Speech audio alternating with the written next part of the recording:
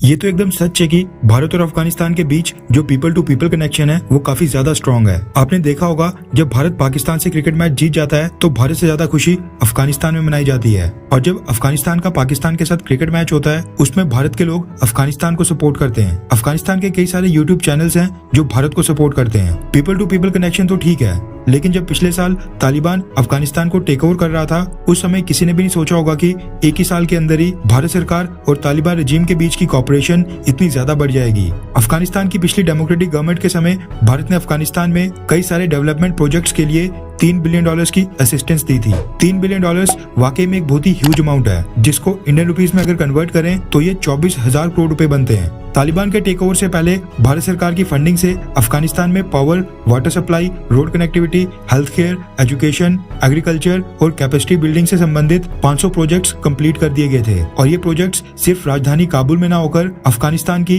कुल 34 प्रोविंसेस में थे, ताकि अफगानिस्तान की ओवरऑल डेवलपमेंट हो। जब तालिबान ने अफगानिस्तान को टेक ओवर किया था उस समय कहा जा रहा था कि इंडियन टैक्स पेयर्स का ये सारा पैसा वेस्ट हो गया है। पाकिस्तान ने भी भारत का काफी मजाक उड़ाया था, लेकिन आज एक साल के बाद कहानी बिल्कुल ऑपोजिट है। तालिबान रजीम भारत सरकार के साथ टेबल के ऊपर बैठकर कोऑपरेट कर रहा है, और वहीं दूसरी तरफ अफगानिस्तान पाकिस्तान बॉर्डर के ऊपर टेंशंस लगातार बढ़ रही हैं। आज ही हम इसलिए डिस्कस कर रहे हैं क्योंकि कुछ बड़े बड़े प्रोजेक्ट्स ऐसे भी थे जिनको तालिबान टेक ओवर के समय भारत ने पूरी तरह से रोक दिया था, वो कंप्लीट नहीं हुए थे और वहाँ का स्टाफ भारत वापस बुला लिया था। खबर निकल कर आ रही है कि ये जितने भी पेंडिंग प्रोजेक्ट्स थे इनके ऊपर दोबारा से काम शुरू होने जा रहा है। बिल्कुल ठीक सुना आपने।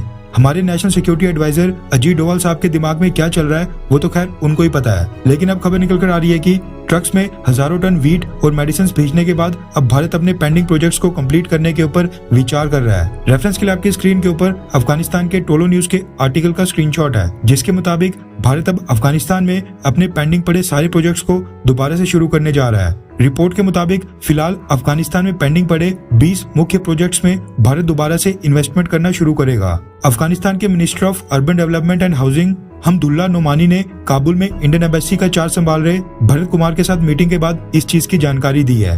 तालिबानी मिनिस्टर का कहना है कि भारत के प्रोजेक्ट्स दोबारा स्टार्ट होने से अफगानिस्तान में गरीबी और बेरोजगारी कम करने में मदद मिलेगी, लोगों की इनकम वहां पर बढ़ेगी और अफगानिस्तान को पॉलिटिकल आइसोलेशन से निकालने में मदद मिलेगी। वहीं तालिबान रजीम ने भारतीय सरकार से वहां के कुछ प्रोजेक्ट्स की पेमेंट को भी क्लियर करने की रिक्वेस्ट की है, और ये क्लैरिफिकेशन मांगी है कि जो भी बाकी पेंडिंग प्रोजेक्ट्स हैं क्या भारतीय सरकार उनको कंप्लीट करने के लिए इंटरेस्टेड है, और अगर इंटरेस्टेड है तो फिर वो कब तक कंप्लीट करके देंगे। भरत कुमार ने तालिबान रजीम को आश्वासन दिया है कि वो भारत सरकार के साथ बातचीत करके अफगानिस्तान में पेंडिंग पड़े सारे के सारे प्रोजेक्ट्स जल्दी से कंप्लीट करवाएंगे। खैर, इसके ऊपर भी दो राय हो सकती हैं। क्या भारतीय सरकार को अफगानिस्तान में पेंडिंग पड़े प्रोजेक्ट दोबारा से शुरू करने चाहिए, हाँ या फिर ना? नीचे कमेंट करके अपनी राय जरूर बताएं।